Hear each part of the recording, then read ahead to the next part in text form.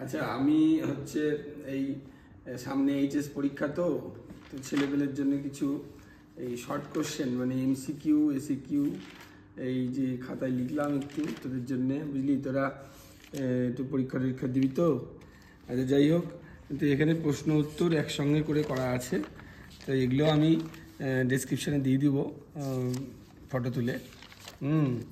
তো দু চারটা অঙ্ক টঙ্ক দেখাচ্ছি এখন। আর ডিসক্রিপশনে দেওয়া থাকবে, কারো কোনো জিজ্ঞাসা থাকলে পরে কমেন্টে বলবি, ওইটা আবার করে দেবো, ঠিক আছে? তো কেমন টাইপের কি থাকছে সেটা জাস্ট দেখানোর জন্য দু চারটা একটু বলে দিই, বুঝলি তো? যেমন ধর যে এমসিকিউগুলো থাকছে, প্রশ্ন উত্তর একসাথে, এখানে কোনো অপশন টপশন বিশেষ নয়, খুব সহজ প্রশ্ন। যেমন একটা প্রথমটাই বলি, বলছে পৃথিবীর ব্যাসার্ধ 6400 কিলোমিটার হলে তার ধারকত্ব কত হবে? তো এটা আমরা জানি, এটার উত্তর হয় 711 মাইক্রোফ্যারাড। কী করে হয় সেটা আমি এখানে একটু হালকা বলে দিচ্ছি। আমরা ধারকত্ব জানি সি ইকুয়াল টু 4πε0 আর এসআইতে, তাই না? তাহলে 4πε0 মানে 1/9 নিউটন দেওয়ার 9, আর এখানে আর হলো পৃথিবীর ব্যাসার্ধ 6400 কিলোমিটার, মিটার করে দেয় 1000, তাই তো? মিটার হয়ে গেল, এটাই হলো কি, এটা ফ্যারাড। তো এটা হবে, হিসাব করলে ক্যালকুলেটারে দেখবি 711 × 10⁻6 ফ্যারাড। হ্যাঁ, তো 711 মাইক্রোফ্যারাড। তো এরকমভাবে আরও এমসিকিউ আছে। যেমন ধর এখানে আরেকটা বলি, এই যে শ্রেণী সমবায়ে, খুব সুন্দর একটা এমসিকিউ পেয়েছিলাম। শ্রেণী সমবায়ে যুক্ত একটি রোধক আর এবং আবেশক এল এর ওপর একটি এসি ভোল্টেজ প্রয়োগ করা হলো। এক্ষেত্রে আর এবং আবেশী প্রতিঘাত উভয়ের মান 3 ওহম। খুব ভাইটাল একটা কথা বলেছে যে এক্ষেত্রে রোধক আর এবং আবেশী প্রতিঘাত উভয়ের মান 3 ওহম, মানে এক্সেলটা হচ্ছে আবেশী প্রতিঘাত এল ওমেগা, আর এক্সআর মানে হচ্ছে রোধের প্রতিঘাত এক্সআর ইকুয়াল টু আর, দুটোই হচ্ছে 3 ওহম। এটাও 3 ওহম, এটাও কিন্তু 3 ওহম, মানে বর্তনীতে এল আর আর আছে, বুঝলি তো? তাহলে এক্সেলের মান যা হবে এক্সআরের মানও তাই বলছে। তাহলে এখানে প্রশ্ন করেছে কি, যে প্রযুক্ত বিভব ও প্রবাহ মাত্রার দশা পার্থক্য কত? আমরা জানি এই এল আর বর্তনীর দশা পার্থক্য tan phi = L omega by R. তাহলে এল ওমেগা আর আর দুটোই একই, 3/3 = কত 1, তাহলে ফাই কত হলো π/4। এমসিকিউ অপশানে অ্যান্সার হবে π/4। হ্যাঁ, আচ্ছা, তারপরে আরও আছে এখানে, যেমন এখানে খুব সহজ একটা প্রশ্ন আর একটা আছে, দেখ বিস্তার মডুলেশনের সর্বোচ্চ বিস্তার 10 ভোল্ট আর সর্বনিম্ন বিস্তার কত 2 ভোল্ট। মডুলেশন সূচক বের করতে বলেছে। জানিস তারা মডুলেশন সূচক MA দিয়ে যদি প্রকাশ করি, সেটা হচ্ছে কি হয়, Mx minus Min by Mx plus Min, মানে এটা সর্বোচ্চ ভোল্টেজ বিস্তার সর্বনিম্ন ভোল্টেজ বিস্তার, মানে মডুলিত তরঙ্গের, তাই না? তাহলে এটা হয় Mx দেওয়া আছে এখানে 10 ভোল্ট, 10 - 2 বাই 10 + 2, তাহলে কত হলো 8/12।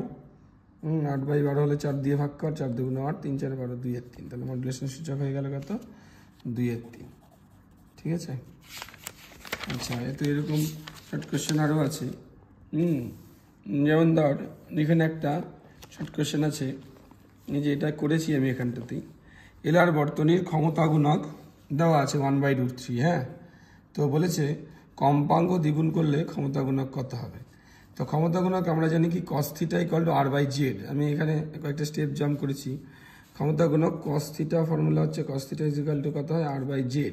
এবার যেহেতু এল আর বর্তনী, তাহলে Z = হবে √R² + L² সেটাই = 1/√3। তাহলে দুদিকে স্কোয়ার করে দিলে দেখে হয়ে গেল 3R² = R² + L²।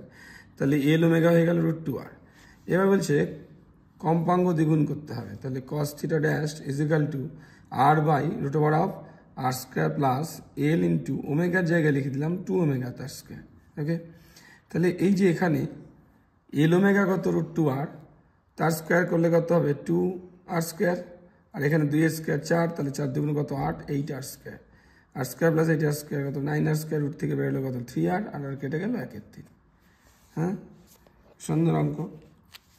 খুব সহজ একটা প্রশ্ন, যে চৌম্বক ফ্লাক্সের মাত্রীয় সংকেত। আচ্ছা, এই মাত্রা সংকেত দিয়ে এমসিকিউ কিন্তু অনেক থাকার ব্যাপার আছে, বুঝলি তো। তা আমি যেটা সচরাচর বলি আর কি সবসময়, সেটা হচ্ছে যে মাত্রা সংকেত মানে কোনো একটা ভৌত রাশির মাত্রা বের করতে হবে। সেটা বের করতে হলে তোদেরকে ওই ভৌত রাশিটা কোন সমীকরণে ব্যবহৃত হয়েছে এরকম একটা সমীকরণ ব্যবহার করতে হবে, যেখানে বাকি যে ভৌত রাশিগুলো আছে তার মাত্রা তুই জানিস। খুব সহজেই কিন্তু তাহলে ক্যালকুলেট করা যায়। দেখ, আমি যেখানে ইউজ করেছি এখানে চৌম্বক ফ্লাক্সের মাত্রা বের করতে বলেছে, তো আমি এই সমীকরণটা ইউজ করছি। দেখ, U equal to half L I square. ইউটা হচ্ছে কি, হ্যাঁ, চৌম্বক ক্ষেত্রে সঞ্চিত চৌম্বক স্থিতিশক্তি। এই যে হাফ এল আই স্কোয়ার, এখানে হাফটা নিলাম, আর এল আই স্কোয়ার থেকে এল ইন্টু আই নিলাম, আর আইটাকে আলাদা করে দিলাম। আমরা এল আই জানি কি phi equal to L I. খুব সহজেই দেখ, এখানে 2 এর তো কোনো মাত্রা নাই, তাহলে ফাই এর মাত্রা কি হয়ে যাবে, ইউ এর মাত্রা বাই আই এর মাত্রা, বাই করে দিলেই হয়ে গেল। এবার ইউ তো এনার্জি মাত্রা কি হচ্ছে, M L square T minus 2 R by I, তাহলে M L square T minus 2 I minus 1। খুব তাড়াতাড়ি বেরিয়ে যাবে। এই পদ্ধতিটা ইউজ করবি সব ক্ষেত্রে, ঠিক আছে। তো আরও আছে, এই শর্ট কোশ্চেনগুলো দেখতে পাচ্ছি আরও আছে এখানে। যেমন এখানে একটা আলোর থেকে আছে 20 সেন্টিমিটার ফোকাস দৈর্ঘ্যে উত্তল লেন্সকে জলে ডোবালে তার ফোকাস দৈর্ঘ্য হয় 30 সেন্টিমিটার। লেন্সের উপাদানের প্রতিসরাঙ্ক 1.5। হ্যাঁ, আচ্ছা, এটা 30 সেন্টিমিটার হবে না, সরি, এটা 80 সেন্টিমিটার হবে। জলের মধ্যে ডোবালে ফোকাস দৈর্ঘ্যটা হবে 80 সেন্টিমিটার। লেন্সের উপাদানের প্রতিসরাঙ্ক 1.5। হ্যাঁ, জলের প্রতিসরাঙ্ক বের করতে বলেছে। এখানে আমরা লেন্স মেকার্স ফর্মুলাটা ইউজ করব। জানি আমরা 1/f equal to mu minus 1 into 1/r1 minus 1/r2। এই ফর্মুলাটা আমরা ইউজ করেছি এখানে। তো এখানে 1/fa বাই 1/fw করেছি, করে নিয়ে এফ এর জায়গায় কী হবে, এম ইউ জি মাইনাস 1, আর এখানে এফ ডাব্লিউর জায়গায় কী আসবে, ডাব্লিউ মিউজি মানে কি, মিউজি বাই মিউ ডাব্লিউ মাইনাস 1। আর এই যে পার্টটা, এই 1/r1 মাইনাস 1/r2, এটা উপরে নিচে কেটে গেল, দিয়ে ক্যালকুলেশন করে এখানে মিউ এর ভ্যালুটা চলে আসলো কত, বল দেখি এদিকে এই পাতায়। হ্যাঁ, মিউ এর ভ্যালু চলে এলো 4/3। তো এই পদ্ধতির অঙ্কগুলো করতে হবে। তা একটা কথা বলি, এখানে বেশিরভাগ অঙ্কই খুব সহজ আছে, যেগুলো আসে পরীক্ষায়। হ্যাঁ, তো এটা করা হয়েছে মেনলি মূলত কি বিষয় বলতে কি, মানে এক জায়গায় থাকলে ভালো হয়। আর বেশিরভাগ যারা খুব ভালো পড়াশোনা করেছে তাদের হয়তো খুব একটা দরকার নেই। যারা মোটামুটি এখন একটু হাবুডুবু মতন খাচ্ছে আর কি, বুঝলি তো, সহজ ভাষায় বলতে গেলে। হ্যাঁ, যে এক জায়গায় একটু কম্প্যাক্টভাবে থাকলে পরে ভালো হতো, পরীক্ষার আগে একটু দেখে দেখে যেতাম, তাদের জন্য একটু চেষ্টা। তাছাড়া যা প্রশ্ন খুব সহজ প্রশ্ন এগুলা আসে পরীক্ষায়, হ্যাঁ, সেই ধরনের প্রশ্নগুলো নিয়ে একটু করেছি। তো এগুলো ডিসক্রিপশানে দিয়ে দিব, যার যেটা দরকার আছে করে দিতে হলে পরে করে দিব। আর 2-1 দিন লাগবে, আরও সম্পূর্ণ হয়নি এখনও। এই এমসিকিউগুলো মেনলি করেছি, আর এরপরে এই নিউমেরিক্যাল যেগুলো আছে নিউমেরিক্যালগুলোও করে দেবো। নিউমেরিক্যাল যেমন দেওয়া আছে খুব ভালো ভালো নিউমেরিক্যাল, সহজ নিউমেরিক্যাল। যেমন ধর একটা বলি, সহজ অঙ্ক এগুলো। এই যে যেমন এটা খুব ভালো, খুব পপুলার অঙ্ক, খুব সহজ অঙ্ক। ল্যামডা তরঙ্গ দৈর্ঘ্যের আলোর ক্ষেত্রে কোনো ধাতুর নিবৃত্তি বিভব ভিএস। 2 ল্যামডা তরঙ্গ দৈর্ঘ্যের আলোর ক্ষেত্রে সেটি হলো VS/4। বায়ুতে আলোর বেগ c হলে সূচনা কম্পাঙ্ক কত? সূচনা কম্পাঙ্ক তো বুঝতেই পারছি, এটা ফটো ইলেকট্রিক ইফেক্ট মানে আলোক তড়িৎক্রিয়ার আইনস্টাইন সমীকরণ দিয়ে এটা করতে হবে। খুব সহজ একটা অঙ্ক। কীভাবে করতে হবে একটু দেখিয়ে দিচ্ছি, অনেকেই পারবি আশা করি, খুব সহজ বিষয়। তাহলে আমরা আইনস্টাইনের সমীকরণে জানি যে আপতিত আলোর শক্তি ই যদি ধরি, সেই শক্তিটা 2 ভাগে ব্যবহার হয়। হ্যাঁ, সেটা হচ্ছে একটা ইলেকট্রনকে বের করতে প্রয়োজনীয় শক্তি, সেটা মিনিমাম যেটা এনার্জি, যেটা আমরা কার্য অপেক্ষক বলি W0, আর বাকিটা কি হয়, ইলেকট্রনের গতিশক্তিতে পরিণত হয় ই ম্যাক্স, মানে maximum kinetic energy of the electron. তাহলে এই ইটাকে আমরা বলছি কি আপতিত বিকিরণের শক্তি। প্রথমে বলেছে ল্যামডা তরঙ্গ দৈর্ঘ্যের আলোর ক্ষেত্রে, তাহলে ল্যামডা তরঙ্গ দৈর্ঘ্যে বিকিরণ যদি আপতিত হয় তার শক্তি হবে hc/ল্যামডা।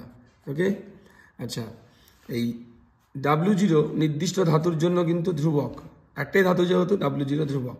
এবার ই ম্যাক্সটা হয়ে যাবে কি ই ইন্টু ভিএস, নিবৃত্তি বিভব ভিএস, তাই না? এখানে ই ম্যাক্সটাকে আমরা ইভিএস কী করে লিখতে পারি সবাই জানিস, তাও বলছি।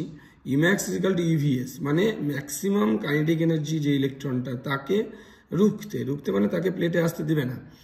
তো তার জন্য যে বিভব প্রয়োগ করতে হবে নেগেটিভ ভোল্টেজ অ্যানোডে, সেটা হচ্ছে কি ভিএস। তার জন্য যে এনার্জি ইলেকট্রনের সেটা হলো ইভিএস, সেটা হচ্ছে ইম্যাক্সের সঙ্গে সমান, তাই তো? তাহলে এই একটা ইকুয়েশন হলো। সেকেন্ড ইকুয়েশন কি হবে? সেকেন্ড ইকুয়েশন বলেছে 2 ল্যামডা তরঙ্গ দৈর্ঘ্যে আলোর ক্ষেত্রে, তাহলে মানে ল্যামডা বেড়ে গেলে তো আপাততালের শক্তি কমে যাবে। এটা 1 নম্বর ইকুয়েশন দিয়ে রেখে দে। 2 নম্বর ইকুয়েশনে কি হবে? এই এর জায়গাতেই বসবে hc/2 ল্যামডা। W0 নির্দিষ্ট ধাতুর জন্য ফিক্স থেকে গেল। যেহেতু আপাততালের শক্তি কমে গেছে, তাই নির্গত ইলেকট্রনের গতিশক্তিও কমে যাবে, ফলে নিবৃত্তি বিভবটাও কমে যাবে, তাই VS/4 হয়েছে। তাহলে এটা EVS/4 হলো। ওকে, এবার আমার টার্গেট হচ্ছে কি, আমাকে বের করতে বলেছে যে বায়ুতে আলোর বেগ c হলে সূচনা কম্পাঙ্ক। সূচনা কম্পাঙ্ক বের করতে গেলে কোথায় থেকে আসবে বল দেখি? W0 থেকে আসবে, তাই না? তাহলে এই যে দুটো সমীকরণ আমরা পাবো, এই সমীকরণে এই ইভিএস পার্টটাকে যদি আমি 0 করে দিতে পারি, তাহলে এটাকে 0 করতে হলে নিশ্চয়ই দেখে আগের সমীকরণে কত ইভিএস আছে, এটা 4 আছে নিচে, 4 দিয়ে গুণ করে দে দ্বিতীয় ইকুয়েশনটাকে। তাহলে 4 × hc/λ = 4W0 প্লাস ইভিএস। এটাকে 2 নম্বর ইকুয়েশন দিলাম। 2 থেকে আচ্ছা 4hc/2 ল্যামডা, এটা 2 নম্বর দেবো না, তাহলে 2hc/λ = 4W0 প্লাস ইভিএস। বোঝা গেল? এটা সেকেন্ড ইকুয়েশন। 2 ল্যামডা তরঙ্গ দৈর্ঘ্যে বিকিরণ আপতিত হয়েছে, তাই ই এর জায়গায় কি বসছে? hc/2 lambda. ওকে, আর W0 নির্দিষ্ট ধাতুর জন্য একই থাকলেও ই ম্যাক্সটা হয়ে যাবে তখন E × VS/4, তারপর নিবৃত্তি বিভব VS/4 হয়েছে।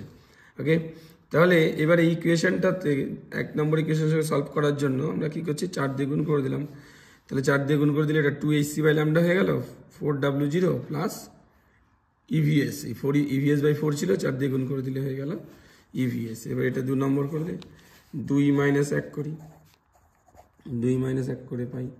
ওকে, তাহলে 2hc/λ থেকে hc/λ বাদ দিয়ে দিলাম, তাহলে থাকলো কি hc/λ, আর ইভিএস কেটে গেল, থাকলো 4W0 - W0 3W0। ওকে, এবারে সূচনা কম্পাঙ্ক বের করতে বলেছে। W0 মানে hν0, তাহলে hc/λ = 3 × W0 জায়গায় hν0। ওকে, h দুদিক থেকে কেটে গেল, তাহলে এবারে থাকলো কি μ0 = c/3λ।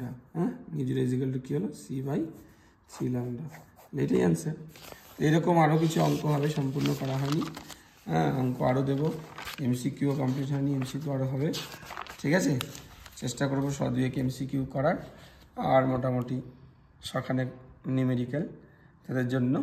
তো সব তো আর আমি এরকম এই ভিডিওতে দিতে পারবো না, এরপরে 2-1টা ভিডিও হয়তো করলেও করতে পারি, কিন্তু এই ভিডিওটা দেখে বা এরপরে যদি এই ভিডিওতেই আমি ডিসক্রিপশান দেবো, ডিসক্রিপশানে এই ছবিগুলো দেওয়া থাকবে, যার যেটা দরকার হবে কমেন্টে লিখবি, আমি করে দেবো। ওকে, ঠিক আছে, বাই।